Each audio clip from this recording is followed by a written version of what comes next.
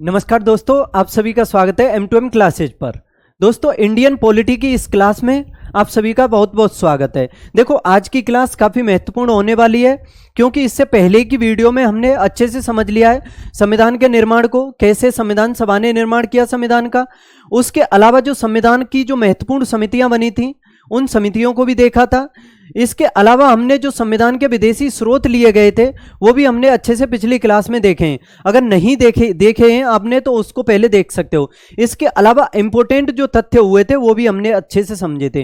देखो, अब इसमें हम कहां से देखने वाले हैं, यानी भारत आज़ाद हो गया 1947 में। भारत के आज़ादी के बाद के टाइम को अच्छे से इस वीडियो में देखेंगे और थंबनेल पर देख पा चुके होंगे आप, जिसमें हम देखेंगे देसी रियासतों का गठन, यानी देसी रियासतों की यानी एकीकरण किस तरह से हुआ और राज्यों का पुनर्गठन किस तरह से हुआ। तो इस वीडियो में अच्छे से सभी को समझेंगे। ठीक है, चैनल को सब्सक्राइब कर लो, लाइक शेयर कर दो, सभी कॉपी पेन लेकर के बैठ जाओ, अच्छे से नोट्स प्रॉपर बनाते चलना। तो देखो, सबसे पहले यानी ये समझो कि जैसे भारत आजाद हो गया, आजाद होने के बाद सबसे पहली मांग क्या उठी थी, यानी देसी रियासतें अलग अलग थीं। जैसे आप सभी को पता होगा, देखो भारत का विभाजन हुआ था माउंटबेटन योजना के तहत, और उसके तहत दो देश बने थे, भारत और पाकिस्तान।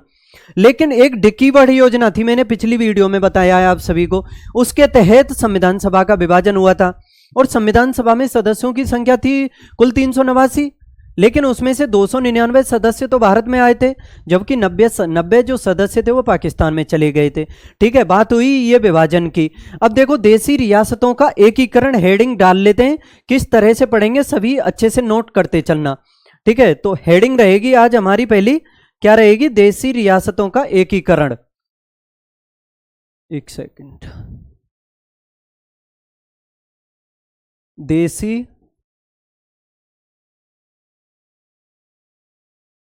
रियासतों का एकीकरण। ठीक है, किस तरह से होता है सब कुछ अच्छे से समझाऊंगा, अच्छे से पढ़ना है सभी को। देखो, भारत आजाद हो गया, सभी को पता होगा उस टाइम देखोगे राजनीतिक रूप से, यानी उस टाइम जो देखोगे तो शासन की दो क्षेत्रीय यानी दो क्षेत्रों में विभाजित था। इस तरह से समझ सकते हो, कैसे कि जैसे एक तो शासन चल रहा था उस टाइम भारत में प्रांतीय शासन के रूप में, यानी जहां पर शासन था डायरेक्ट ब्रिटिश सरकार का, और एक था देसी रियासतों के रूप में, यानी देसी रियासतों में शासन करते थे राजा जो महाराजा होते थे वो, लेकिन वो संबंधित होते थे ब्रिटिश सरकार से ही होते थे। यानी समझ सकते हो किस तरह से, एक साइड में लिख लेना आप कि प्रांतीय शासन था, एक साइड में कर सकते हो देसी रियासतों का। ठीक है, लेकिन अब बात उठी थी देसी रियासतों का एकीकरण किस तरह से किया जाता है। देखो, 1947 में एक रियासत मंडल बनाया गया था और उसका अध्यक्ष बनाया गया था सरदार वल्लभ भाई पटेल को। और जो भारत में श्रेय दिया जाता है ना भारत में राज्यों के यानी देसी रियासतों के एकीकरण का, वो सरदार वल्लभ भाई पटेल को ही दिया जाता है।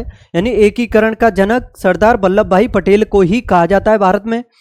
और इसी वजह से 31 क्या 31 बताइए, 31 मई या 31 जनवरी, बताइए आप, बताइए 31 मई होगा या जनवरी होगा या 31 अक्टूबर होगा। तो देखो, 31 अक्टूबर को सरदार वल्लभ भाई पटेल के जन्म दिवस पर ही क्या मनाया जाता है, एकता दिवस, इसको याद कर लेना। तो देखो, उस टाइम भारत में देसी रियासतों की संख्या कितनी थी, देखो ये तो बाद में बताऊंगा, लेकिन जब ब्रिटिश सरकार ने जब भारत और पाकिस्तान का अलग अलग विभाजन कर दिया तो उन्होंने शर्तें रख दी थी।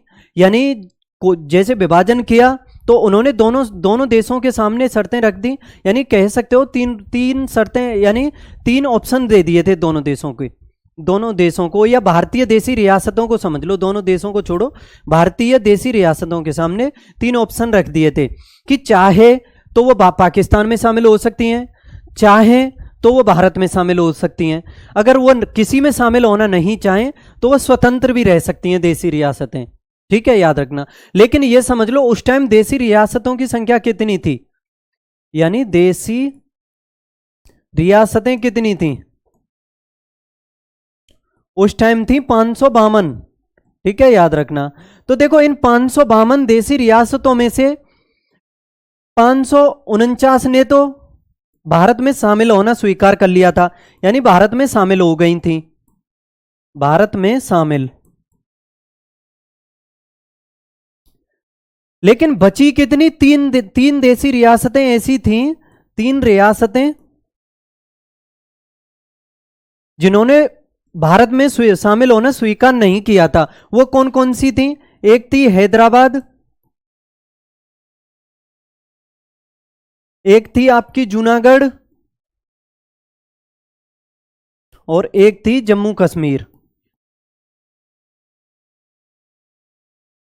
ठीक है, ये तीनों रियासतें भारत में शामिल नहीं हुई थी और इन्होंने अपने आप को स्वतंत्र रखा था, लेकिन आगे चल के ये भी हुई भारत में शामिल। तो ये सब कुछ बताता हूं किस तरह से हुई थी। देखो, ये जो हैदराबाद है इसको कैसे शामिल किया गया था, तो आप सभी को पता होगा 1948 में ऑपरेशन पोलो चलाया गया था, पोलो। ठीक है, इसी के तहत इसको यानी सैन्य कार्यवाही के द्वारा सैन्य शक्ति का इस्तेमाल करके इसको शामिल कर लिया भारत में। रही ये जूनागढ़, इसको जनमत संग्रह से शामिल कर लिया, जनमत संग्रह करके। और ये जो जम्मू कश्मीर है ये शामिल नहीं हुई थी, इसको फिर कैसे किया? ये इसका यहां पर एक था महाराजा था, क्या नाम था उसका? हरि सिंह, महाराजा हरि सिंह था ये। ठीक है, इसने जम्मू कश्मीर को स्वतंत्र रखा था। लेकिन आप सभी को पता होगा जब ये स्वतंत्र रहेगा और वो भी पाकिस्तान के बॉर्डर पर, यानी पाकिस्तान के पास रह के कोई सुरक्षित यानी खुशी से कोई कैसे रह सकता है? तो पाकिस्तान ने 1947 में जम्मू कश्मीर पर आक्रमण कर दिया था। 1947 में पाक ने आक्रमण कर दिया था। ठीक है, आक्रमण कर दिया और इसके जम्मू कश्मीर के काफी हिस्से को अपने कब्जे में ले लिया था। इस वजह से हरि सिंह को खतरा लगा तो फिर भगा पाकिस्तान की तरफ, उसकी भारत की तरफ। और पंडित जवाहरलाल नेहरू मुख्य प्रधानमंत्री थे भारत के उस टाइम, और इसने कहा था हमारी रक्षा कीजिए, यानी पाकिस्तान ने आक्रमण कर दिया है तो हमारी रक्षा करो। लेकिन इसने तो भारत से अलग रखा था ना खुद को, तो भारत क्यों करेगा इसकी मदद? तो पंडित जवाहरलाल नेहरू ने यानी भारतीय सरकार ने इसके सामने शर्त रख दी थी कि या तो आप भारत में शामिल हो, नहीं तो फिर अपने आप भुगतो। अगर आप भारत में शामिल होंगे लिखित रूप से तो हम आपकी मदद करेंगे। तो इसके बाद इन्होंने दिसंबर 1947 में, ठीक है 1947 में इन्होंने विलय पत्र के माध्यम से, विलय पत्र के माध्यम से यह भारत में शामिल होना स्वीकार कर लिया था हरि सिंह ने। जब फिर भारत ने आक्रमण किया था पाकिस्तान पर और काफी क्षेत्र को जीत भी लिया था, पाकिस्तान के क्षेत्र को, और उसको हरा भी दिया था, यानी पीछे को खदेड़ दिया था। लेकिन ये जो मामला है ये पहुंच गया था यूएनओ में। कहां पर पहुंच गया था? यूएनओ में। और यूएनओ ने क्या कह दिया था कि जिस देश का जहां पर कब्जा है वह वहीं पर रुक जाओ, और यह समझ लो कि जिस जगह तक जिस देश का कब्जा है उसी के अंतर्गत आएगी वो जमीन, यानी समझ सकते हो उस देश की बाउंड्री वहीं तक है। तो इस वजह से यह युद्ध शांत हो गया। और जो भारत का यानी पीओके है, या फिर समझ सकते हो काफी क्षेत्र जो भारत का है, मैं तो समझूंगा यह भारतीयों की भूल ही थी जो यूएनओ में मामला ले गए।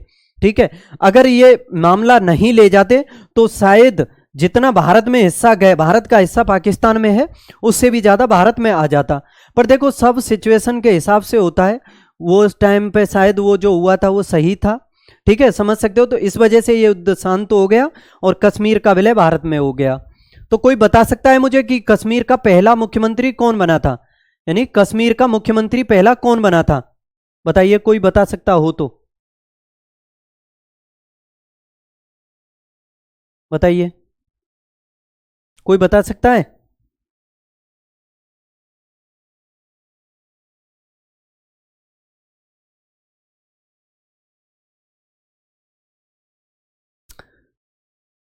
बताओ। तो देखो कश्मीर का जो पहला पीएम, मैं सॉरी मुख्यमंत्री बोल गया हूं ना, उसे सही कर लेना।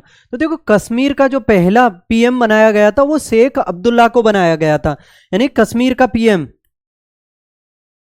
कश्मीर का पीएम प्रथम किसको बनाया गया? शेख अब्दुल्ला को।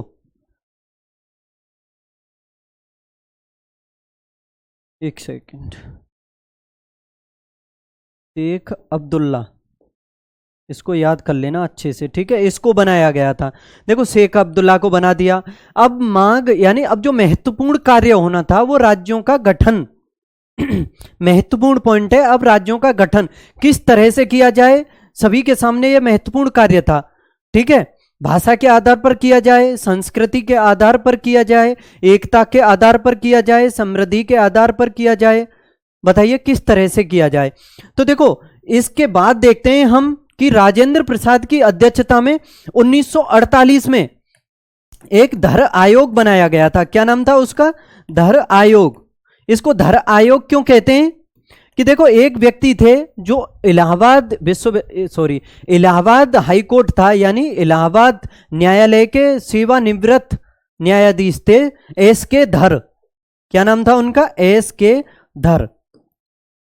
उन ये जो है धर आयोग जो बनाया गया था, एस के धर की अध्यक्षता थी इसमें, यानी इस धर आयोग में अध्यक्ष कौन थे? एस के धर। इसी वजह से इसको कहते हैं हम धर आयोग। ठीक है, इसने भी अपनी रिपोर्ट में कहा था, यानी इस धर आयोग ने भी कहा था जो राज्यों का गठन है वो भाषा के आधार पर नहीं होना चाहिए। भाषा यानी राज्यों का गठन किसके आधार पर होना चाहिए? प्रशासन के आधार पर। यानी धर आयोग ने ये रिपोर्ट दी थी प्रशासन के आधार पर, भाषा के आधार पर इसने मना किया था। ठीक है, याद रखना। नेक्स्ट देखते हैं अब आगे, पॉलिटी, इंडियन पॉलिटी। ठीक है, तो देखो एस के धर आयोग यानी धर आयोग बन गया। इसी के द्वारा एक समिति बनाई गई थी और उस समिति में सदस्य थे 3, और उस समिति को क्या कहा जाता है? JBP समिति। यानी उन तीनों व्यक्तियों के नाम पर ही यह समिति रखी गई थी। समिति का नाम क्या था? JBP समिति। इसको क्यों कहते हैं JBP समिति? तो देखो इसमें 3 सदस्य थे। एक थे जवाहरलाल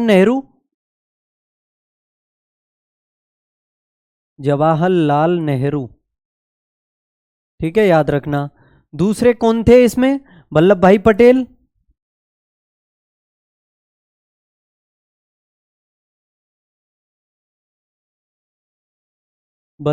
पटेल, और तीसरे कौन थे?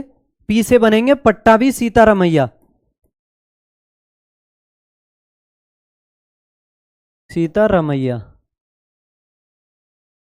ठीक है, तो इन तीनों के नाम पर ही इसी समिति को कहते हैं JBP समिति।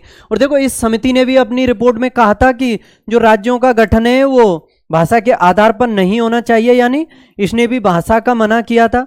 तो किसके आधार पर कहा था इसने? एक तो कहा था इसने एकता के आधार पर, एक कहा था इसने समृद्धि के आधार पर, समृद्धि, और क्या? आर्थिक रूप से कहा था। तो इस तरह से इसका जो है गठन के बारे में कहा था इसने, और इसने इसका तो मना किया था। ठीक है, सुरक्षा के आधार पर भी कहा था इसने, समझ सकते हो, सुरक्षा, तो इसने भी मना कर दिया था। तो इसी वजह से दक्षिण भारत में जो तेलुगु भाषी थे, स्पेशली आंध्र प्रदेश का क्षेत्र और तमिलनाडु का, तो उन क्षेत्रों में काफी आंदोलन शुरू हो गया था, क्योंकि वो तो भाषा के आधार पर राज्यों का गठन चाहते थे, लेकिन ये जो समिति थी ये एकता, समृद्धि और सुरक्षा के आधार पर चाहती थी। इसी वजह से दक्षिण भारत में तेलुगु भाषियों ने आंदोलन शुरू कर दिया था काफी। तो देखो एक व्यक्ति थे जिनका नाम क्या था, यह महत्वपूर्ण है, याद रखना, पोट्टी श्रीरामुलु। ये आमरण अनशन पर बैठ गए थे, आमरण अनशन।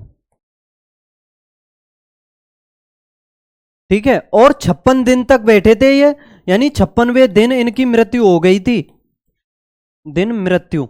और इसी वजह से देखो कोई किसी के लिए लड़ रहा हो, यानी कह सकते हो ये लीडर थे उस टाइम, अगर यही मर गए तो आंदोलन और भड़केगा। यानी जो जिसके लिए सब कुछ लगा के बैठा हो, अगर वही मर जाए तो फिर क्या होगा, और यानी आग में घी डालने जैसा कार्य हो जाएगा। तो समझ सकते हो दक्षिण भारत में और आंदोलन हो गए। ठीक है, इसी वजह से फिर सरकार को मजबूर होकर के मानना पड़ा कि जो राज्यों का गठन है वो भाषा के आधार पर ही होगा। तो इसी वजह से भाषा के आधार पर राज्यों का गठन करते हुए 1948 में, नहीं सॉरी, अक्टूबर 1953 में पहला राज्य कौन सा बनाया गया था? प्रथम राज्य आंध्र प्रदेश बना था। ठीक है, भाषा के आधार पर आंध्र प्रदेश, याद रखना, पहला राज्य बना यह भाषा के आधार पर। किस भाषा को तवज्जो दी गई है अधिक, किसमें? तेलुगु भाषा को कह सकते हो, ठीक है। इसी के आधार पर यह बना था। और भारत में भाषा के आधार पर बनने वाला पहला राज्य आंध्र प्रदेश है। यह काफी पूछा जाता है क्वेश्चन कि भारत में भाषा के आधार पर बनने वाला पहला राज्य कौन सा है, तो आंध्र प्रदेश है, ठीक है। उम्मीद है समझ रहे होंगे, स्क्रीनशॉट ले लो। नेक्स्ट देखते हैं, नेक्स्ट क्या पढ़ेंगे, ठीक है।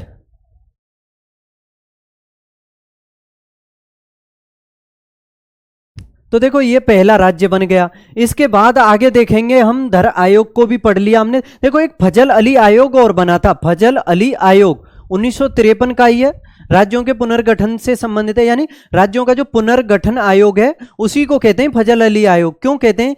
क्योंकि इसकी अध्यक्षता की गई थी फजल अली के द्वारा। यानी राज्य पुनर्गठन आयोग, राज्य पुनर्गठन आयोग की स्थापना की गई 1953 में। और किसकी अध्यक्षता में? फजल अली की अध्यक्षता में, फजल अली की में। और इसी वजह से इसको कहते हैं हम फजल अली आयोग,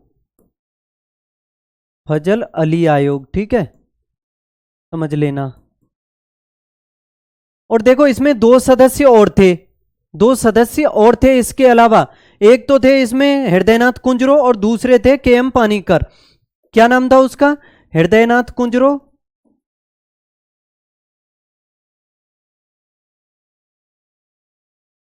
और दूसरे कौन थे? के.एम. पानीकर, ठीक है। ये सदस्य और थे इसमें, तो समझ सकते हो ये फजल अली आयोग हो गया।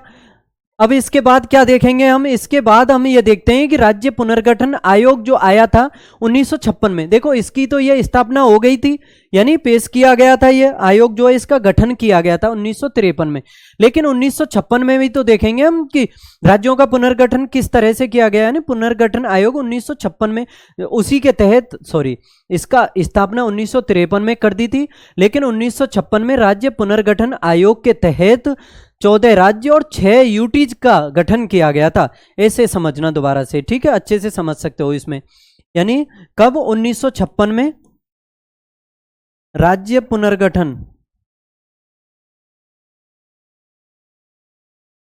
आयोग के तहत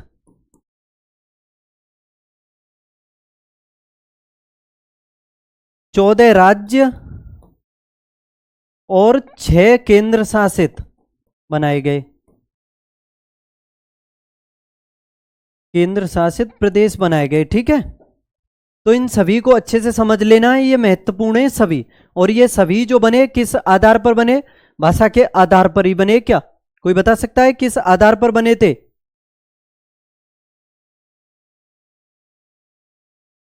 यानी भाषा संस्कृति के आधार पर ही बने थे। 1956 में राज्य पुनर्गठन आयोग आया था उसी के तहत। तो देखो मैं 14 राज्यों को लिख देता हूं आपके सामने, सभी को अच्छे से समझना है, लिखते चलना, कॉपी पेन लेकर के बैठना है सभी को, ठीक है। तो देखो सबसे पहले समझते हैं हम कौन कौन से राज्य बने थे। यानी इसमें देख सकते हो आप, जैसे कि आपका एक बना था असम, एक बना आपका बिहार, एक बना आपका संयुक्त प्रांत,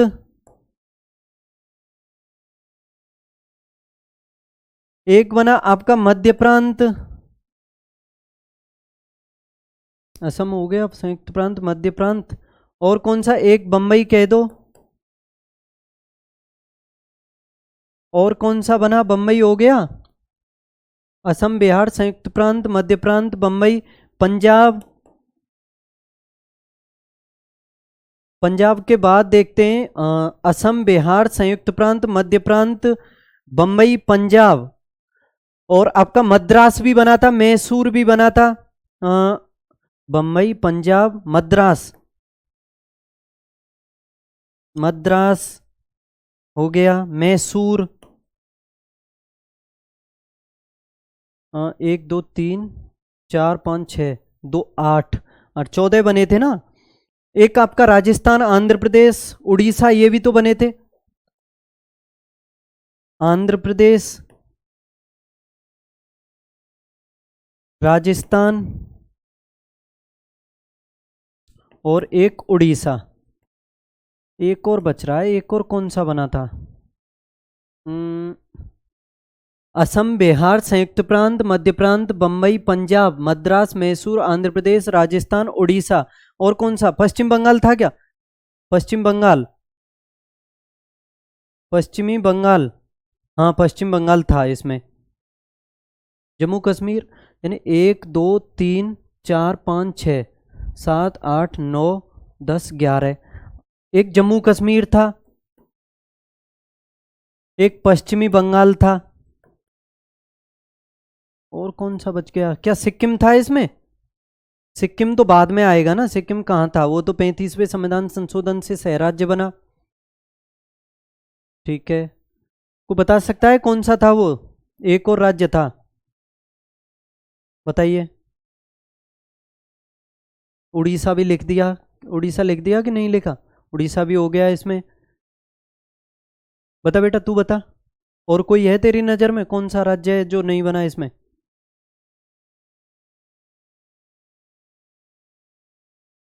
मैसूर लिख दिया। दोबारा गिनते हैं, 1 2 3 4 5 6 7 8 9 10 11 12 13।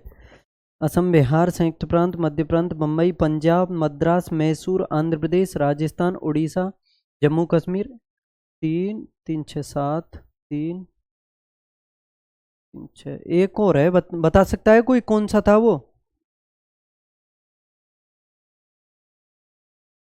केरल, सॉरी सॉरी, केरल था। ठीक है बेटा, धन्यवाद।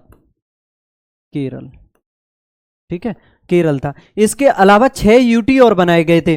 देखो 6, जो वर्तमान में देखोगे आप 8 यूटी हैं, लेकिन वो पहले जो वर्तमान में यूटी हैं वो पहले नहीं थे। पहले कितने बनाए गए थे? पहले 6 यूटी बनाए गए थे। कौन से बनाए गए थे? इसी में लिख दूं क्या? तो देखो पहले जो 6 यूटी बनाए गए थे उसमें दिल्ली, मणिपुर, त्रिपुरा, लक्षद्वीप यानी लक्षद्वीप कह सकते हो, हिमाचल प्रदेश और अंडमान और निकोबार, यानी जो हिमाचल प्रदेश है और त्रिपुरा है और मणिपुर है, ये तीनों राज्य हैं, ये और बनाए गए थे। ठीक है, 6 यूटी। एक सेकेंड, 6 यूटी और लिख लो अच्छे से। एक आपका हिमाचल प्रदेश, दूसरा कौन सा? दिल्ली, तीसरा त्रिपुरा, चौथा मिजोरम, और चौथा हो गया, पांचवा लक्षद्वीप, यानी लक्षद्वीप या लक्षद्वीप कह दो, कुछ भी कह सकते हो, और छठवां था आपका अंडमान निकोबार। अंडमान निकोबार, इसको याद कर लेना। तो ये 6 यूटी और 14 केंद्र शासित बनाए गए थे। ठीक है, अब नेक्स्ट देखते हैं, नेक्स्ट क्या पढ़ते हैं हम। देखो ये बना दिए, इसके बाद आपको ये देखना है कि आगे किस तरह से 28 राज्य बने। जो वर्तमान में 8 यूटी हैं वो किस तरह से बने थे, तो सभी को अच्छे से समझते चलना है और नोट करते चलना। इंडियन पॉलिटी, देखो 14 तो ये हो गए, 15वां राज्य कौन सा बना था बताइए? बता बेटा, तू बता।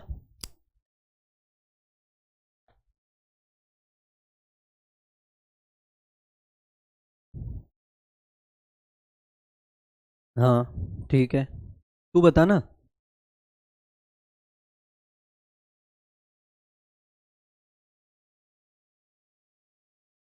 देखो 1954 में क्या हुआ था? पांडुचेरी, कराईकल, माहे और यनम, इन इन सभी को एक यानी इस भारत संघ में शामिल किया गया था 1954 में।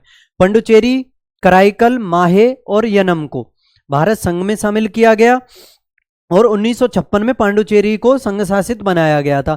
कब? 1956 में, याद रखना। तो फिर इसके बाद भारत में पहला राज्य कौन सा बना था, यानी 15वां राज्य कौन सा बना था भारत में? कोई बता सकता है भारत में 15वां राज्य कौन सा बना था? तो देखो भारत में जो 15वां राज्य बनेगा वो बम्बई राज्य की सीमाओं में परिवर्तन करने के बाद बनेगा। और ये कब हुआ था बम्बई राज्य में परिवर्तन, बताइए कब हुआ था? तो देखो 1960 में हुआ था, यानी 1960 में बम्बई में बम्बई से बना था, यानी तो देखो इसमें दो भाषी रहते थे, एक मराठा भाषी यानी मराठी भाषी और एक थे गुजराती। ठीक है, मराठी भाषी जो थे वो तो बना दिया आपका बम्बई से, यानी महाराष्ट्र कर दिया उसको, यानी बम्बई कह सकते हो या फिर बम्बई समझ लो। लेकिन जो गुजराती भाषी थे उसको गुजरात कर दिया। और इस तरह से गुजरात बनने वाला कौन से नंबर का राज्य बना? 15वां।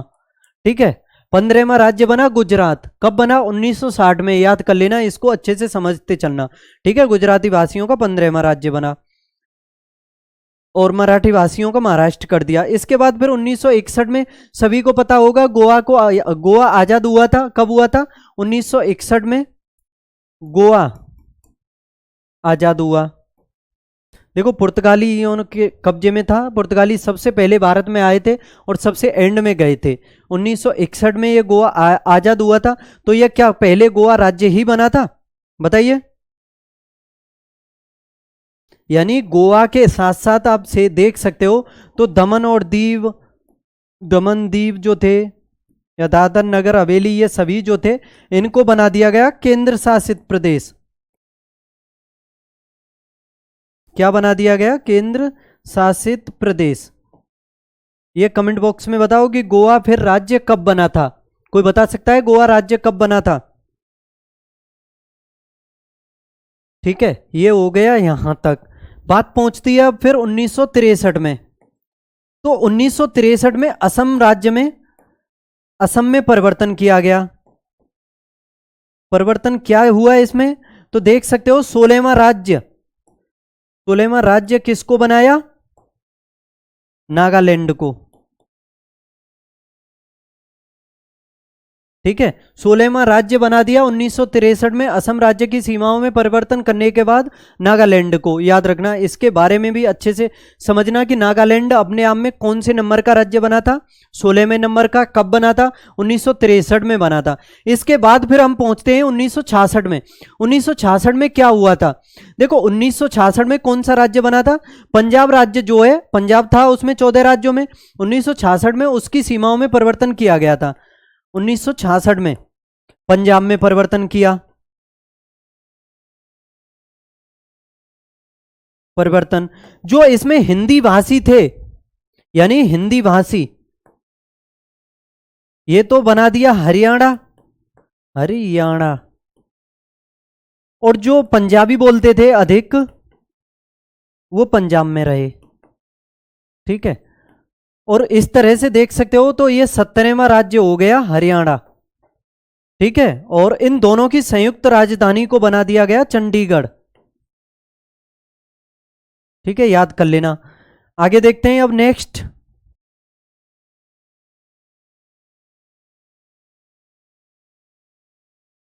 यानी 17वां राज्य कौन सा बन गया?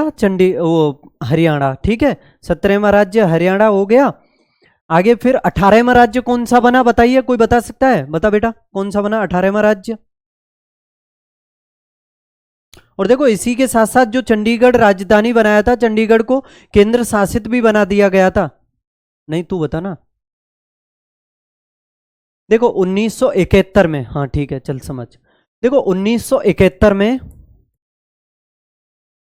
हिमाचल प्रदेश में परिवर्तन किया गया कुछ। क्या हुआ था हिमाचल प्रदेश 1971 में? क्या था पहले हिमाचल प्रदेश? बताइए, कोई बता सकता है?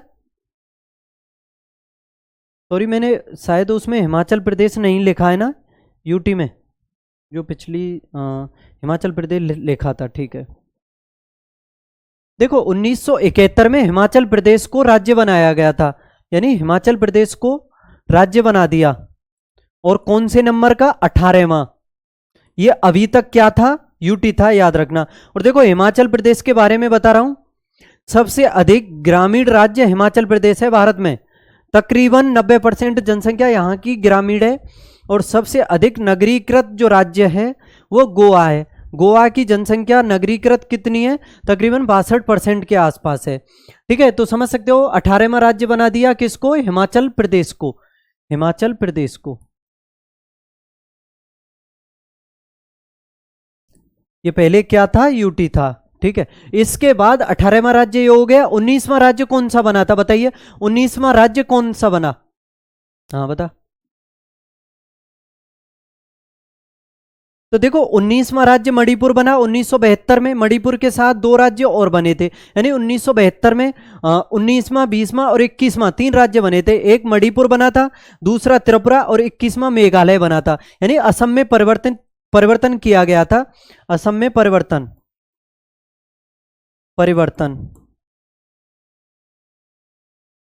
तो इसके तहत 19वां राज्य कौन सा बना? मणिपुर। 19वां। ठीक है, इसके बाद फिर 20वां बना कौन सा? त्रिपुरा। और 21वां कौन सा बना? मिजोरम। नहीं, मिजोरम बना क्या? मेघालय। ठीक है, इस तरह से ये राज्य बने थे। 19, 20 और 21 इन सभी को अच्छे से समझना है आप सभी को। ठीक है, 19वां मणिपुर हो गया, 20वां त्रिपुरा हो गया और 21वां मेघालय। अब देखते हैं 22वां राज्य कौन सा बना था। देखो सिक्किम। क्या सिक्किम पहले से भारत में था? नहीं था भारत में। पहले सिक्किम भारत में नहीं था। तिब्बत के आसपास, यानी समझ सकते हो ये यहाँ पर राजाओं का शासन था।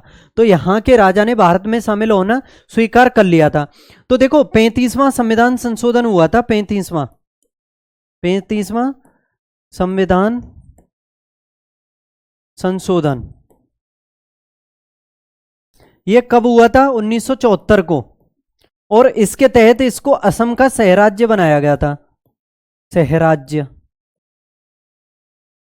ठीक है, फिर इसके अगले ही साल 36वां संविधान संशोधन हो गया। ठीक है, क्या हो गया? 36वां संविधान संशोधन कब? 1975 में। तो इसको पूर्ण राज्य का दर्जा दे दिया, पूर्ण राज्य। और कौन से नंबर का बना है 21वें के बाद? 22वां। ठीक है, 22वां राज्य सिक्किम बन गया। ठीक है, समझ पा रहे होंगे अच्छे से। फिर बताओ 23वां राज्य कौन सा बना था? तू बता अब की बार 23वां राज्य कौन सा बना, बताइए।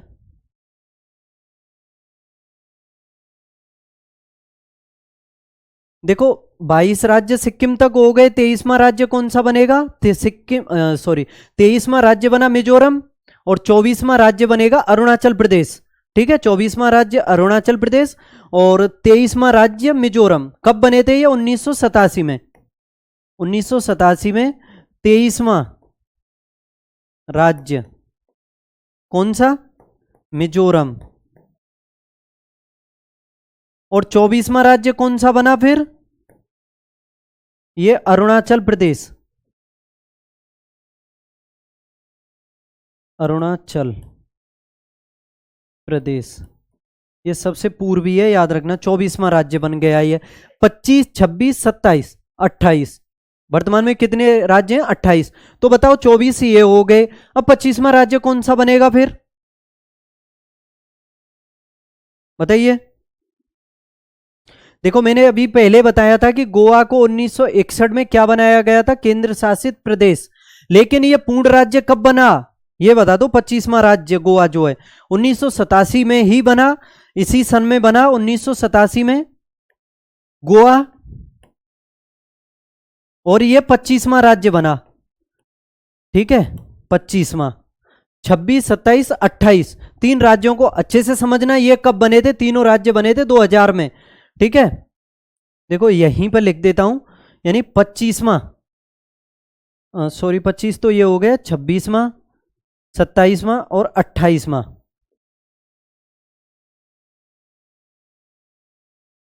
तो 26वां तो बना था आपका छत्तीसगढ़ और 27वां बना था उत्तराखंड, यानी उत्तरांचल कह सकते हो। उस टाइम उत्तरांचल नाम था इसका। और ये बना था 28वां झारखंड। ठीक है, झारखंड बना था, इसको भी याद कर लेना।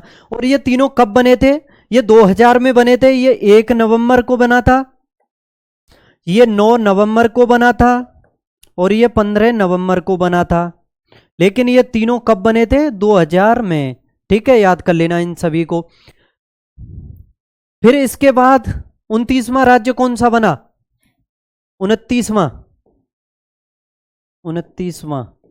2 जून 2014 को आंध्र प्रदेश की सीमाओं में परिवर्तन करने के बाद तेलंगाना को बनाया गया। तेलंगाना को। क्या वर्तमान में भारत में 29 राज्य हैं? बताइए। देखो वर्तमान में 29 राज्य नहीं है। क्यों नहीं है? 29 तो बन गए, लेकिन 28 कैसे हो गए? यानी जम्मू कश्मीर में 2019 में जो राज्यों का दर्जा है वो समाप्त कर दिया गया, 2 केंद्र शासित बना दिए। कितने? 2 केंद्र शासित प्रदेश बना दिए, एक जम्मू कश्मीर और एक लद्दाख को। ठीक है, कब? 2019 में। ठीक है, जम्मू कश्मीर और लद्दाख